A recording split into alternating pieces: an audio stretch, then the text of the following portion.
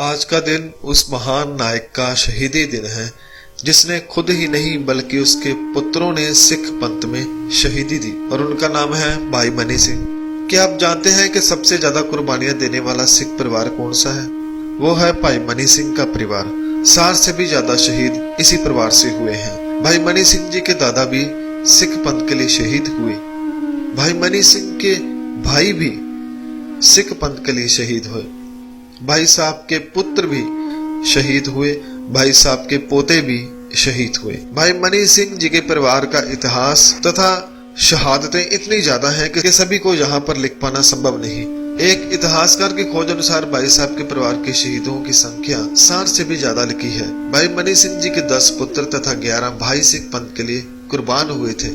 गुरु तेग बहादुर जी के साथ देग में उबाले गए भाई दयाला जी भी भाई मनी सिंह जी के भाई थे। अनंतपुर के किले के पास शराबी हाथी जो लोहे की तवियों से लैस था, उस हाथी पर वार करने वाला सिख बचेतर सिंह भाई मनी सिंह जी का पुत्र था। भाई मनी सिंह जी के पुत्र उदय सिंह अनंतपुर साहिब में मुगलों को रोकते हुए शहीद हुए थे।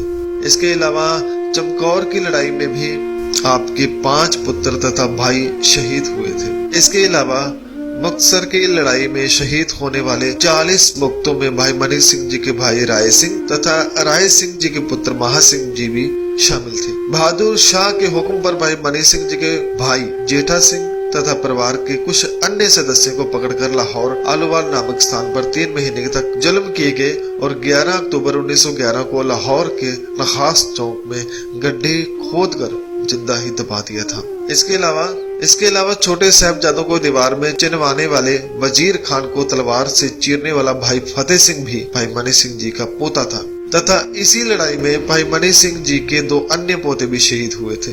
बाबा बंदा सिंह बहादुर जी के साथ शहीद होने वालों में भी भाई मनी सिंह जी के परिवार के सिख थे। इसके अलावा सडोरा बिलासपुर की लड़ाई में भी भाई मनी सिंह जी के 4 पोते शहीद हुए थे। ये सभी शहादतें भाई मनी सिंह जी के जीवन काल के दौरान हुई थी तथा अपने भाइयों, पुत्रों, पोतों आदि की अनगिनत शहीदियां सुनाने के बाद भी उनका प्रभु के बाने पर अटूट भरोसा था। क्या आप जानते हैं कि भाई मनी सिंह ना सिर्फ एक योद्धा बल्कि एक ग्रंथी भी थे, लिखारी भी थे और व्याख्याकार भी थे। आपने गुरु ग्रंथ साहब जी के बहुत सारे उतारे किए थे। गुरु गोबिंद सिंह जी ने जब जवानी गुरु ग्रंथ साहब जी का उतारा करवाया, उस समय भाई मनी सिंह और बाबा देव सिंह जी भी साथ थे। उन्होंने ये सारी बानी लिखी और उसके बाद गुरबानी पोथियों पर उतार कर उन्हें जगह जगह बांटा था ताकि हर इंसान इस रब्बी बानी से अपने जीवन को संवार सके। क्या आप जानते हैं कि भाई मनी सिंह जी श्री दरबार साहब के हर ग्रंथी भी रहे हैं? कहते हैं कि भाई मनी सिंह जी बाबा बुड्ढा जी और भाई गुरदास जी के बाद तीसरे हेड ग्रंथी थे। जब गुरु गोबिंद सिंह जी को पता चला कि श्री दरबार साहब में निरंजना राय जो कि दरबार साहब का सेवादार था, वह अपनी सेवा सही तरीके से नहीं निभा रहा था, तो गुरु साहब ने भाई मनी सिंह जी को दरबार साहब भेजकर पूरी मर्यादा के साथ सभी कार्य करने का आदेश दिया था। भाई मनी सिंह जी ने सोडियों के जो आडंबर वहां चल रहे थे वो बंद करवा के फिर से दरबार साहब की जो मर्यादा थी उसे बहाल किया था।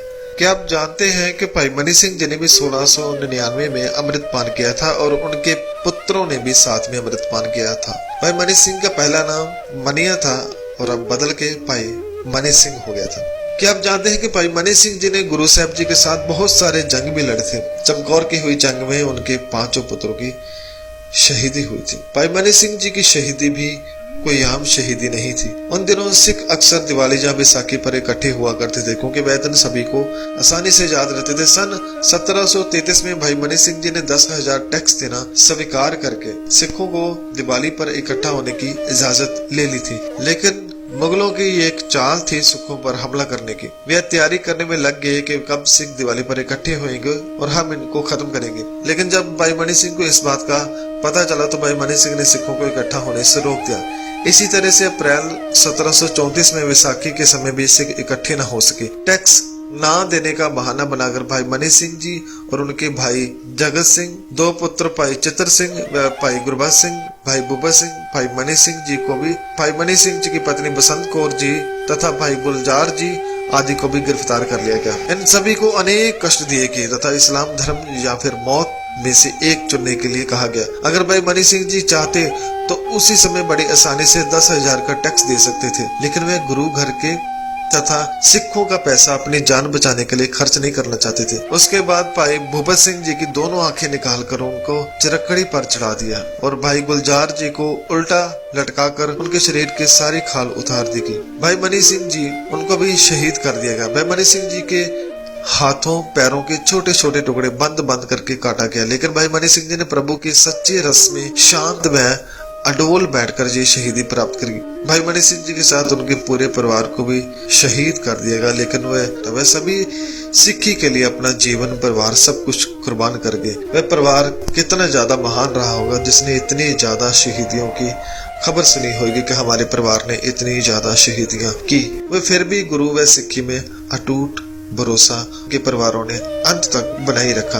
आज हमें भी उनके जीवन से प्रेरणा व सीख लेते हुए अपने धर्म के प्रति वफादार रहना चाहिए और अपने बच्चों व परिवार को भी सिक्खी के साथ जोड़ना चाहिए। सो आज के दिन भाई मनी सिंह जी की शहादत को मैं बारंबार प्रणाम करता हूँ। वाहिगुरू जी का खालसा, वाहिगुरू जी की फतेह।